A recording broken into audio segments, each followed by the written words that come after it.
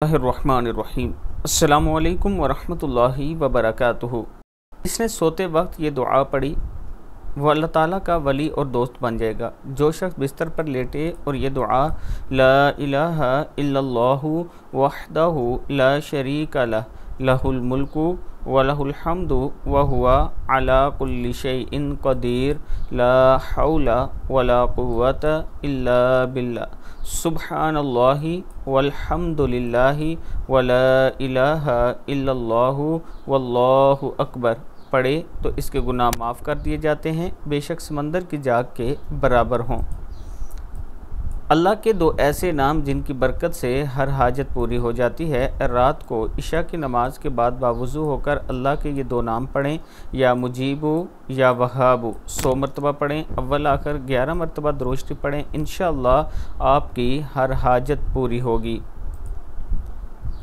रसूलुल्लाह सल्लल्लाहु अलैहि व आलिहि वसल्लम ने इरशाद फरमाया, हज़रत अबू अमामा रज़ी अल्लाह तआला अन्हु फरमाते हैं कि जनाब रसूलुल्लाह सल्लल्लाहु अलैहि व आलिहि वसल्लम ने इरशाद फरमाया, जिस शख्स ने ला इलाहा इल्लल्लाहु वहदहु ला शरीका लह लहुल मुल्कु व लहुल हम्दु व हुवा अला कुल्लि शैइन क़दीर पढ़ा तो इसके इस अमल से कोई और नेक काम या नेक अमल सबकत नहीं लिए जा सकता और ना ही इसके पढ़ने के साथ कोई गुनाह बाकी रहता है।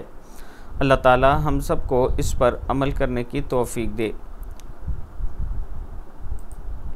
रसूलुल्लाह सल्लल्लाहु अलैहि व आलिहि वसल्लम ने फरमाया, गुनाहों की बख्शिश करवानी है तो ये दुआ पढ़ें, ला इलाहा इल्लल्लाहु वल्लाहु अकबर वला हौला वला कुव्वता इल्ला बिल्लाह।